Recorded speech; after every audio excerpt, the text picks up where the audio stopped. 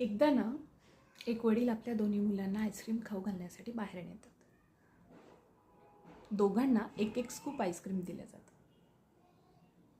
एक जण काय करतो, पप्पा मला आणखीन आईस्क्रीम पाहिजे, फक्त एकच स्कूप नाही, आणि चिडचिड करून ते आईस्क्रीम खाली पाडून देतो. दुसरा मुलगा शांततेनं बसून छान छान आनंद घेऊन ते आईस्क्रीम पूर्ण संपवतो. वडील काय करतात, ज्याने ते आईस्क्रीम पूर्ण संपवलेले असतं, आनंदाने खाल्लेलं असतं, त्याला आणखीन 2 स्कूप आईस्क्रीम देतात.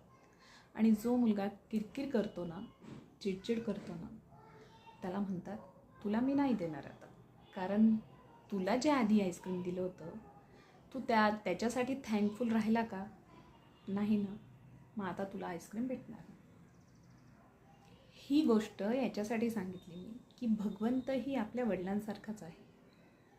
ज्यावेळी तो एखादी गोष्ट आपल्याला देतो ना, त्या गोष्टीमध्ये नेहमी थँकफुल राहा. ती गोष्ट आधी आनंदाने भोगा, थँक्यू म्हणा, धन्यवाद म्हणा, आणि खूप आनंद घ्या त्या वेगवेगळ्या गोष्टींचा. ज्या गोष्टी तुमच्याजवळ आहेत ना सध्या, त्या सगळ्यासाठी थँकफुल राहा. जे नाही त्याच्यासाठी रडत बसण्यापेक्षा जे आहे त्याच्यामध्ये आनंद माना. श्वास घेताय ना, व्यवस्थित खाताय ना, व्यवस्थित भरपूर कपडे घालतायत ना वेगवेगळे, भगवंताने तुम्हाला सगळं काही दिलं, हेल्दी लाईफ दिली, त्यासाठी थँकफुल राहा.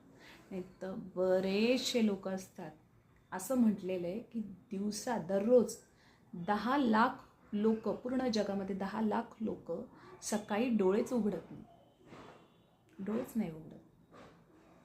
पण आपण थँकफुल राहा की रोज सकाळी आपण नवीन जग अनुभवतो, नवीन सगळ्या गोष्टी पाहतो, रोज डोळे उघडतोय, त्यासाठी थँकफुल राहा.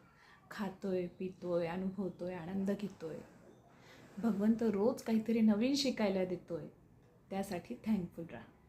बी थँकफुल. धन्यवाद करा. धन्यवाद भगवंता की मी आज डोळे उघडले, धन्यवाद की मी आज आनंदित आहे, तू मला सगळं दिलं आहे, मी माझा श्वास घेऊ शकतोय, मी माझे हातपाय हलवू शकतोय, चालू शकतोय, फिरू शकतोय. कारण बऱ्याच जणांना ते पण सुख नसतं, व्हेंटिलेटरवर असतात, अपंग असतात, बुद्धी चांगली चालत नाही, पण आपल्याला सगळं दिलं आहे ना. आपले लोक आपल्याजवळ आहेत. आनंद माना, आनंद घ्या, बी थँकफुल. धन्यवाद भगवंता, धन्यवाद म्हणा, धन्यवाद. मग भगवंत बघा आणखीन देईल.